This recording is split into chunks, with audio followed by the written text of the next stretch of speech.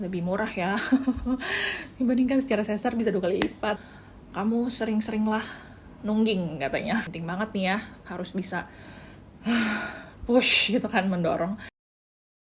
Halo, welcome back to my YouTube channel Melisa Ganesari. Hari ini aku ingin berbagi pengalaman ke kalian dan juga tips supaya bisa melahirkan lancar secara spontan atau normal. Seperti apa tipsnya dan pengalamannya?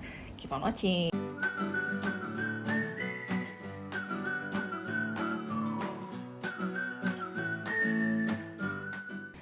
Yap, seperti kalian tahu, saat ini aku lagi menjalani kehamilan aku yang kedua. Dulu di tahun 2016, aku melahirkan anak aku yang pertama, Maxwell, yang saat ini usianya 3,5 tahun, secara spontan alias normal. Jadi aku udah lumayan cita-cita sekali ingin melahirkan secara normal, karena beberapa alasan.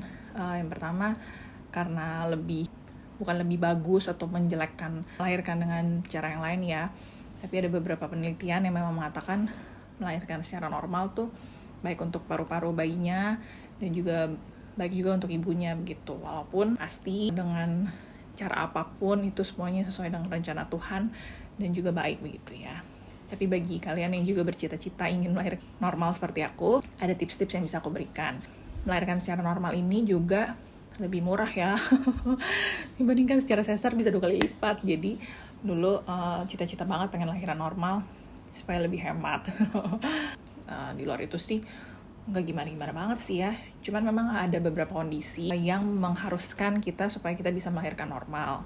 Seperti misalnya kondisi kesehatan ibunya, kondisi kesehatan janinnya, memungkinkan atau tidak, itu mulai dari posisi, kondisi fisik ibunya, seperti tekanan darah, kondisi preeklamsia atau tidak, diabetes atau tidak, ukuran panggul, semuanya ini kan betul-betul banyak sekali faktor yang menentukan. Tapi ini adalah tips-tips yang bisa dilakukan supaya paling tidak bisa melahirkan secara normal begitu. Tips yang pertama, supaya bisa melahirkan secara normal, kita kan harus memastikan anak kita tidak sungsang ya. Jadi posisinya tepat, yaitu kepalanya ada di bawah, kakinya ada di atas, dan nggak ada lilitan yang berarti supaya dia bisa masuk ke jalur lahir begitu. Nah dulu waktu aku hamil anak aku yang pertama, itu dia sempat sungsang loh.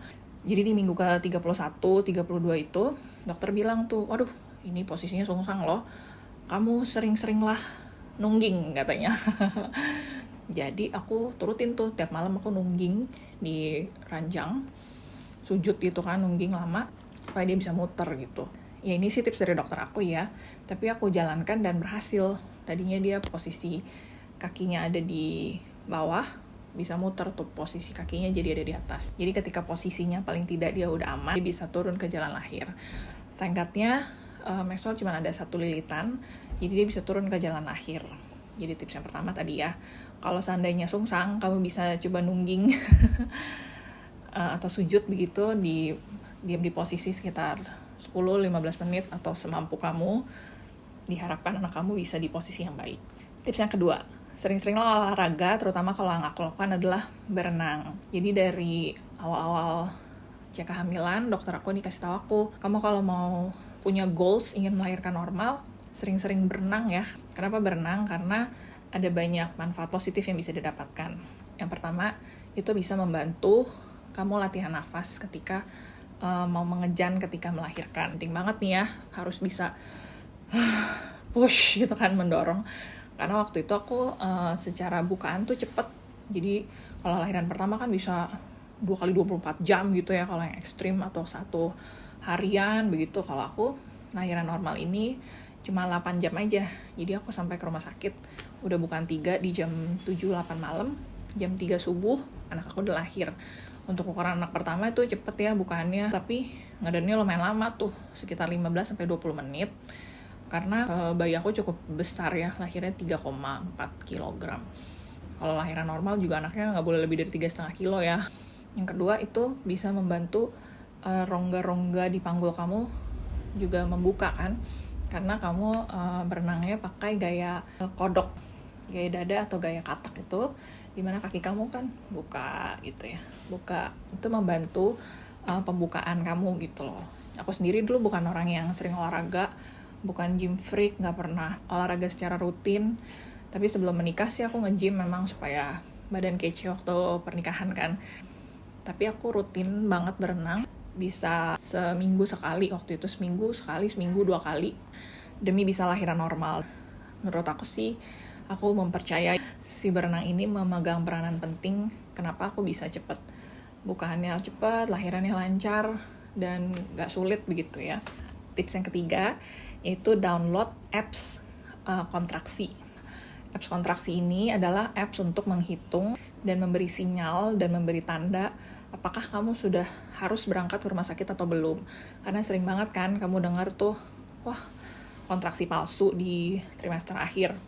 Pergi ke dokter, wah baru bukan 1, pulang dulu aja, jalan-jalan kaki dulu, jalan-jalan di mall, nanti balik lagi, wah pas dicek masih bukan 1 aja gitu kan. Jadi bolak-balik rumah sakit ujung-ujungnya gitu. Kecuali kalau ketuban pecah itu harus pergi ke rumah sakit ya. Tapi kalau baru kencang-kencang doang, apalagi ya kalau hamil pertama, nggak tahu kan kontraksi itu rasanya seperti apa. Dulu sih aku nggak tahu ya. Kayak ini kontraksi atau bukan sih, aku nggak paham gitu. Belakangan baru sadar tuh, saya kayak kenceng, terus kayak kesemutan gitu, terus hilang. Nah, biasanya itu kontraksi tuh. Nah, aku kan melahirkan di 39 week 5 hari. Saat itu aku takut gitu ya, gak kunjung-kunjung melahirkan karena si dokter aku ini lagi mau cuti di dekat-dekat due date aku. Jadi aku bilang terus, aku harus segera melahirkan nih gitu kan. Nah, dari beberapa hari sebelum itu, kalau udah di minggu 36, itu kan kamu tiap minggu pergi ke dokter. Dari dulu kan ngecek sebulan sekali, udah gitu 2 minggu sekali di masuk trimester 3. Nanti kalau udah masuk 9 bulan tuh setiap minggu kamu pergi ke dokter. Nah, di minggu 38 itu waktu dokter cek cek dari dalam gitu ya, itu aku udah bukan 1. Nah, jadi sebenarnya lama juga tuh dari bukan 1 sampai bukan 3, karena aku ada jeda seminggu. Itu aku pergi jalan-jalan sama suami aku ke mall, banyak jongkok berdiri. Jadi aku jalan supaya cepet turun. Katakan ada bilang juga suruh ngepel kan. Bukan 1 ya, sebenarnya udah lewat dari seminggu sebelumnya tuh. Tapi pas di hari week 39 5 hari itu barulah terasa kontraksinya. Jadi dari yang bukan 1 itu tiap malam tuh kenceng-kenceng, sakit-sakit gitu kan. Tapi terus kalau pagi hilang, pagi sampai malam enggak. Terus nanti mulai jam 7 gitu baru sakit-sakit gitu kan.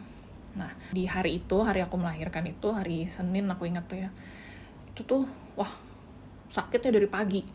Dari pagi udah kencang, terus hilang. Kencang, terus hilang. Itu aku masih masak, aku sengaja jongkok-jongkok tuh ya, biar lahiran. Udah begah juga soalnya kan waktu itu ya, udah mau 40 minggu. Terus aku download si apps ini. Jadi setiap kali sakit, kamu klik, pencet, terus nanti tungguin kalau berhenti, kamu stop gitu.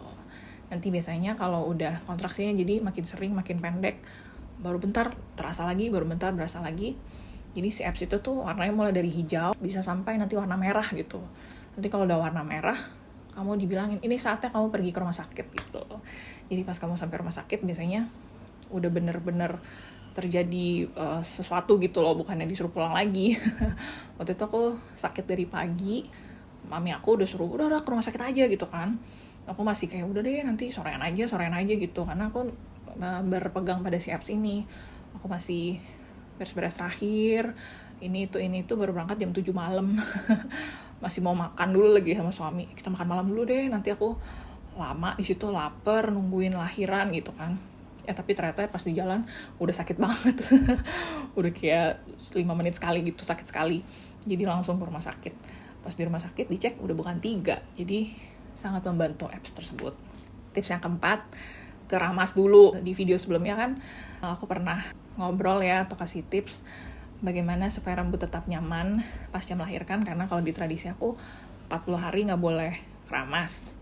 Jadi kalau bisa, kalau ada feeling nih, biasanya ibu-ibu punya feeling gitu ya, kecuali yang ketubannya tiba-tiba pecah tuh. Kalau yang kayak aku masih bisa cek di apps, keramas dulu deh itu hari ya. Keramas dulu, mandi dulu yang bersih, karena abis itu gak boleh keramas kan 40 hari. Jadi waktu aku sempat keramas dulu, bisa catokan dulu, jadi rambut aku dalam keadaan mengembang dan bagus. Walaupun pas lahiran lepek juga keringetan ya, tapi paling gak aku udah bersih rambutnya pas lagi pergi. Tips yang kelima, yang terakhir adalah jongkok berdiri. Bagi kalian yang sedang menanti-nantikan kapan nih anak lahir ya gitu kan, apalagi lahiran pertama tuh suka lama, itu bisa coba jongkok berdiri. Ini biasanya diajarin kalau kamu ikut senam hamil di rumah sakit, kalau kamu udah week 37 gitu, suka diajarin jongkok berdiri sama bidan-bidannya. Ini memang membantu supaya si bayi bisa lebih cepat turun ke jalan lahir. Kalau aku yang paling gak tahan lu di dengkul ya, belum hamil sih kuat-kuat aja, ini kan badan udah berat, perut berat, harus jongkok berdiri, biasanya yang paling gak tahan di dengkul. Jadi kamu bisa cicil aja gitu pelan-pelan. Di hari lahiran itu aku dari pagi jongkok berdiri mungkin ada 100 kali. Tapi aku cicil sehingga anaknya tuh bener-bener turun ke jalan lahir. Dan yang paling penting, diajak ngomong babynya. Diajak ngomong, "Dek, kita lahiran yuk hari ini yuk." Bener-bener deh afirmasi ke si bayi, itu penting. Mulai dari supaya dia berat badannya sesuai gitu. Dan waktu lahiran itu karena berhubung aku ngejar cepet-cepet supaya jangan sampai ditinggal dokter cuti, aku ngomong terus tuh aku imani gitu loh. Kamu lahir ya hari ini ya. Mami udah siap nih, udah keramas nih, udah cakep gitu. Semua udah siap, kita lahir yuk. Hari ini ya kita lahiran. Diajak ngomong, jongkok berdiri, diimanin, semoga bisa keluar. Semoga tips ini bisa aku lakukan lagi sendiri juga di kehamilan aku yang kedua ini, supaya bisa lahiran normal lagi, karena supaya lebih murah, sembuhnya lebih cepat, dan ya jadi nggak di black atas bawah gitu ya, udah pernah normal ya normal lagi gitu. Semoga tipsnya membantu. Nah, thank you for watching, bye bye.